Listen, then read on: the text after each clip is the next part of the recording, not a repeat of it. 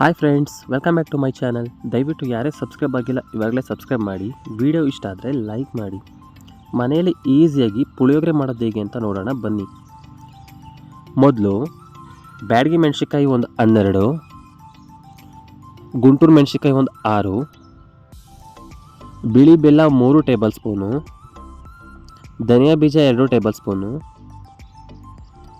ಒಣ ಕೊಬ್ಬರಿ 3 table spoon, ಕರಿಬೇವಿನ ಸೊಪ್ಪು 2 ಟೇಬಲ್ ಸ್ಪೂನು, ಹುಣಸೆಹಣ್ಣು 2 ಟೇಬಲ್ ಸ್ಪೂನು, ಉದ್ದಿನಬೇಳೆ 2 ಟೇಬಲ್ ಸ್ಪೂನು,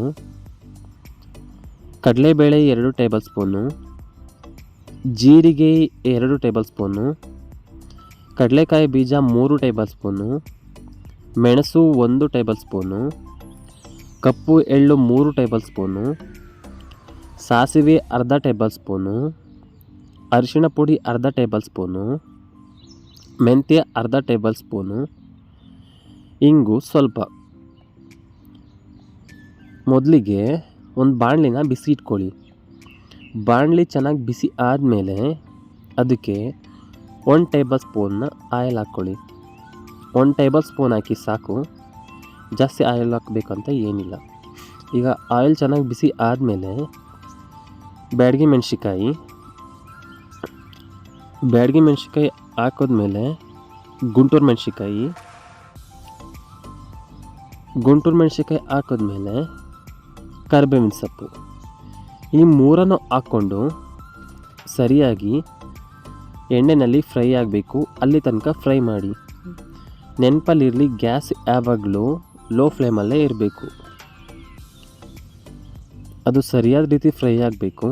ಅಲ್ಲಿ ತನಕ ಅದನ್ನು ಫ್ರೈ ಮಾಡಿ.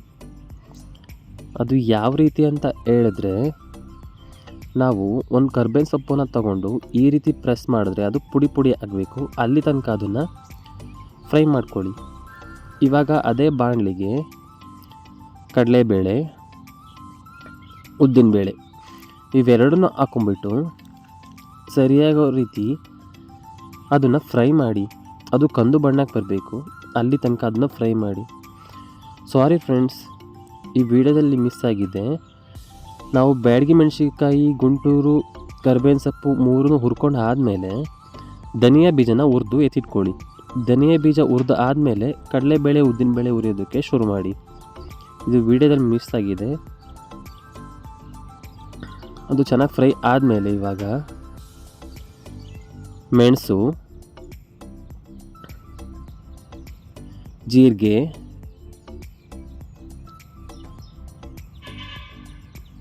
ಸಾಸಿವೆ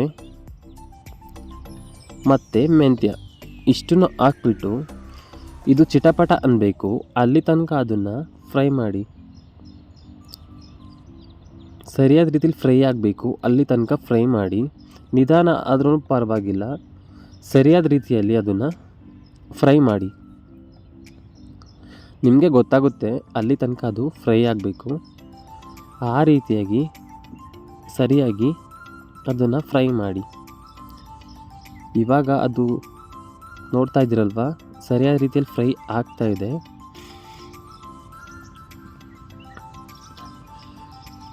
ಅದು ನಿಮಗೆ ಆ ಫ್ಲೇವರ್ ಬರಬೇಕು. ಅಲ್ಲಿ ತನಕ ಅದನ್ನು ಸರಿಯಾದ ರೀತಿಯಲ್ಲಿ ಫ್ರೈ ಮಾಡಿ.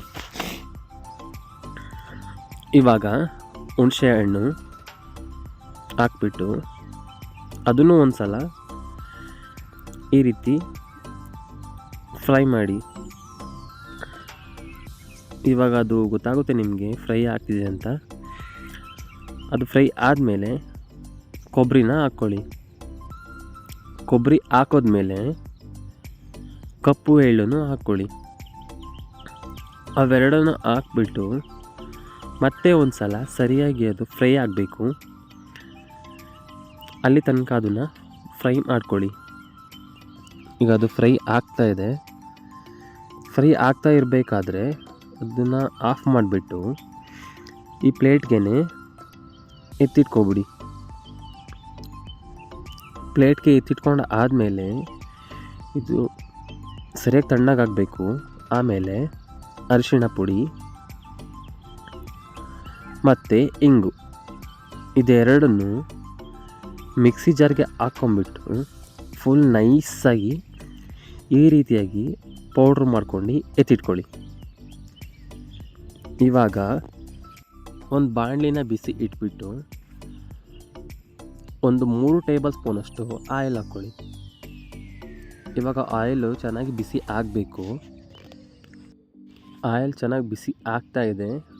ಇವಾಗ ಬಿಸಿ ಆದಮೇಲೆ ಕಡಲೆಬೇಳೆ 1-2 ಟೇಬಲ್ ಸ್ಪೂನು, ಉದ್ದಿನಬೇಳೆ 1-2 ಟೇಬಲ್ ಸ್ಪೂನು ಹಾಕ್ಬಿಟ್ಟು ಇದು ಎಣ್ಣೆಯಲ್ಲೇ ಸರಿಯಾಗಿ ಫ್ರೈ ಆಗಬೇಕು. ಅಲ್ಲಿ ತನಕ ಇದನ್ನು ಫ್ರೈ ಮಾಡ್ಕೊಳ್ಳಿ. ಕಂದು ಬಣ್ಣ ಬರಬೇಕು, ಅಲ್ಲಿ ತನಕ ಅದನ್ನು ಫ್ರೈ ಮಾಡಿ. ಅದು ಫ್ರೈ ಆಗ್ತಾ ಇರಬೇಕಾದ್ರೇ ಕಡಲೆ ಬೀಜನೂ ಹಾಕ್ಕೊಬಿಡಿ. ಕಡಲೆ ಬೀಜ ಹಾಕ್ಬಿಟ್ಟು ಸರಿಯಾಗಿ ಕಡಲೆ ಬೀಜ ಫ್ರೈ ಆಗಬೇಕು, ಅಲ್ಲಿ ತನಕ ಅದನ್ನು ಫ್ರೈ ಮಾಡಿ.